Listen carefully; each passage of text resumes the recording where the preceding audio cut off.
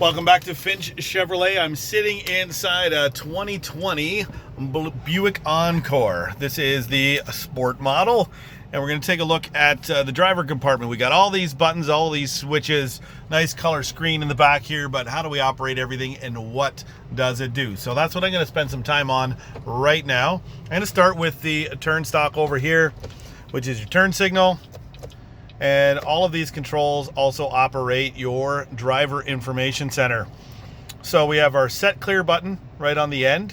This allows us to move up and down through the menu. And then we have our menu button to open the menu. So I'm gonna try and get this all in one picture here. Push the menu button. Right now we're looking at our information screen. I'm gonna press select and we're gonna scroll through. So I'm just twisting those. We have our fuel range, oil life percentage, tire pressures, digital speedometer, and then we have some trip odometers, and then it's going to roll back around to a fuel range. You'll notice over here there's a little kind of Rolodex indicator showing you where you're at in the menu. So I'm going to hit the menu button again. It's going to open up the side menu. Navigation, if you have OnStar, this is your turn-by-turn navigation menu. It will show you what your next step is in your route based on the information OnStar is giving you. So that is a subscription service in this vehicle, and that is your navigation menu. Going back to menu, moving into options, I'm going to hit set. And in options, we've got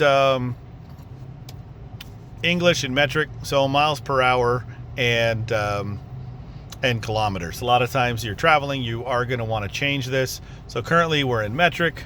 If we roll this down, we're highlighting US. We're going to click set.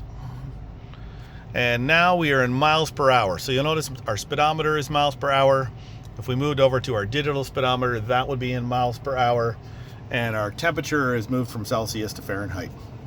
We're going to move that back. I'm going to hit the set button. And we're going to roll it up to metric. Click set. And now we're back in kilometers per hour. So that is your driver information center in a nutshell. Generally, you're going to want to use the information page, and a lot of people either like fuel range or their digital speedometer. So that nice analog speedometer on the right and your digital speedometer in the center. Of course, you've got your tachometer off here to the left. On the other side, we have our windshield wipers. Pretty straightforward. You've got intermittent, slow, and fast. The other thing you have is if you just push it down once, it will pass once. So really great feature in inclement weather or in the wintertime when people are kicking up water and snow on your windshield. You can just pass it as it gets a little bit dirtier. We have our intermittent control here on the side. And then right on the very end, that is your rear wiper. Rear wiper always on, clicked up top, all the way down, always intermittent, and then when it's flat, that is your off position. So we've touched base on the two turn stocks. Lastly, we have our steering wheel, cruise control located over here. On off button for your cruise control at the top.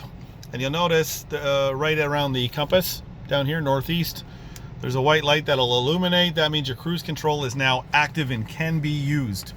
To activate your cruise control, you're going to use this little wheel here to either set it by clicking it down, or if you've already set your cruise control, you can resume by clicking it up.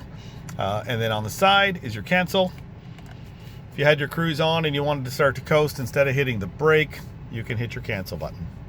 On the opposite side, we have our voice controls and phone controls to answer a call, to hang up a call, to change your volume during a call, or your volume for your radio. And then in the center here, we can flip through our presets and our radio stations. So not a lot programmed right now. You can also change the source by pushing it in. So AM, FM, and satellite radio.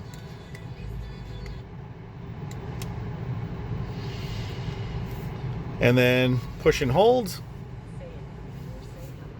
Tune FM 97.5. Tune to 97.5 FM. Is that correct? Yes. Tuning.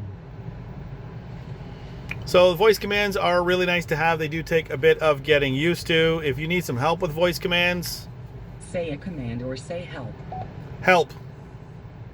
You can say phone, audio, or OnStar. To call a number quicker, say call followed by the number, like this, call 555-1212. To quickly change what is playing on an audio system, say commands like tune to FM 101.1, or play followed by the name of an artist, album, or song. To interrupt a prompt and say a command, press the push to talk button and wait for the beep.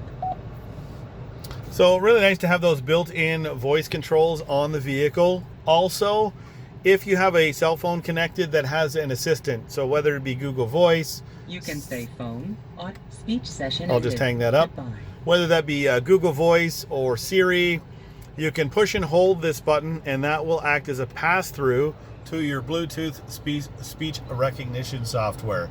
So great feature. It's on a lot of GM vehicles. Push and hold the talk button and that'll put you through to the the voice pass-through system on your phone. I hope you enjoyed this quick video about the Driver Information Center and the steering wheel controls.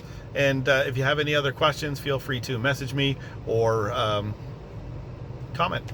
Have a great day.